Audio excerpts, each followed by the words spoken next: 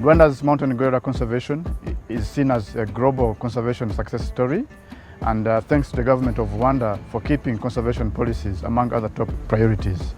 That has led to the population growth of about 26%, also bringing a change, a status quo change from critically endangered to endangered status.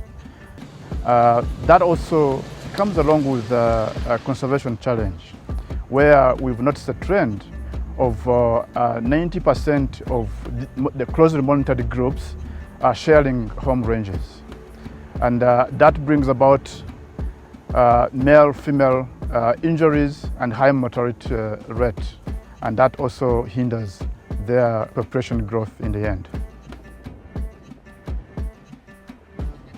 Mountain gorillas are an amazing conservation success story. They are the only great apes that are increasing in the wild. But while their population is increasing, unfortunately, their habitat is not. And what we can see in our long-term data are the implications this has for their conservation overall. Gorilla families generally share their range with other gorilla families.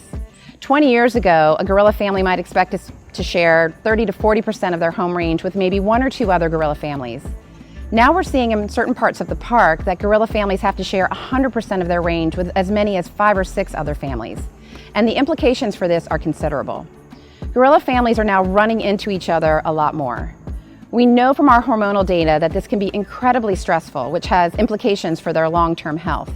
But even more importantly, when gorilla families run into each other, it can lead to injury and even death. Focusing on park expansion would help alleviate some of these challenges that the gorilla population is facing.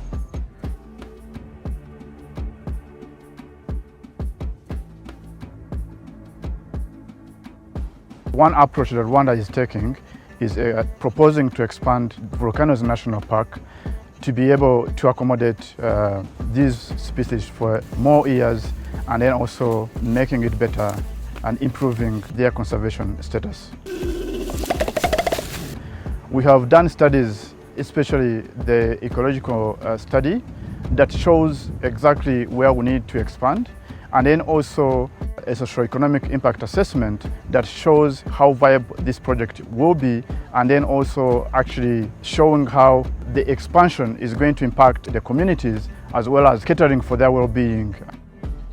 As globally conservation protected areas are shrinking, Rwanda is looking forward to increase the gorilla habitat that will actually contribute to the increment of about 23% to the Volcanoes National Park and 13% to the Virunga Massif as a landscape. Aha mureba ni ho hari za hectare 27 zongeye kuri Parike Nationale y'Ibirunga ku nkunga y'umuryango utegamiye kuri leta witwa African Wildlife Foundation. Izi hectare rero zikaba zaratangiwe kongera gusubiranwa, aho ubu ngubu harimo guterwa ibiti gakondo bitandukanye, cyane cyane byiganjemo imigano nk'ibiryo bikunze gukoreshwa n'ingagi. Naho akaba ariho hazahererwa faze ya kabiri yo kwagura parike, aho tuzabona ibikorwa bitandukanye ndetse bigamije no kureba ya ntego ya kabiri y'uyu mushinga ariyo guteza imbere abaturage. Ibyo bikorwa rero tuzabona muri faze ya kabiri bikubiyemo ahazimurirwa abaturage mu midugudu y'icyitegererezo. Uwo mudugudu uzashyirwamo n'ibikorwa remezo bitandukanye, twavuga nka amashuri, ibitaro ndetse n'izindi serivisi abantu bakenera umunsi ku wundi, byose bizaba biri mu uwo mudugudu. Mw'icyo cyiciro cya kabiri ibikorwa by'ingenzi biteganyijwemo ni ukwagura parike kuri hectare zigera kuri 450 ndetse no gufasha abaturage bahaturiye aho bazimurirwa mu midugudu ndetse bakanahabwa imishinga ibyara inyungu izabafasha kwiteza imbere. Mbere yuko byose biba, ubu ngubu icyiciro twatangiriyeho nuko harimo gukorwa inyigo zizagenga ibyo bikorwa byose nagiye nsobanura.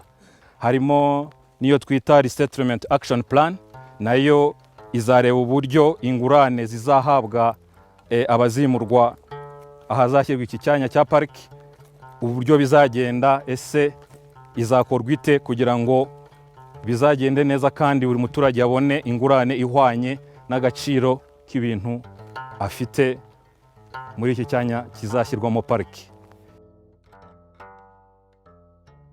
Twatangiye duhabwa amafaranga inyungu iva muri parike 5%, ariko ubu ngubu barayongeye kuko ingagi zaravutse baduha 10%. Iyo nyungu iva muri parike icyo yadukoreye nuko twabonyemo amashuri, tubonamo mituweli, ubwisungane mu kwivuza, tubonamo inka, umushinga w'inka turawufite, bamaze kugera ku nka 1250 kandi ziri kubyara zikiturira n'abandi. Muri makeya icyo byatumariye nuko muri kubona n'imihanda, abanyeshuri bariga hafi, kandi natwe twabonyemo gukora ubukorikori, dutwaza ba mukerarugendo imizigo iyo baje mu ishyamba. Muri makeya ku nyungu twari tuguwe neza.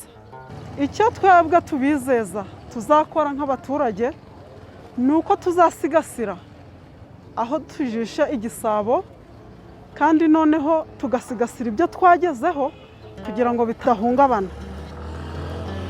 Icyo twifuza twebwe nk'abaturiye parike nuko RDB bakomeza kubungabunga ingagi zacu kuko zarabyaye.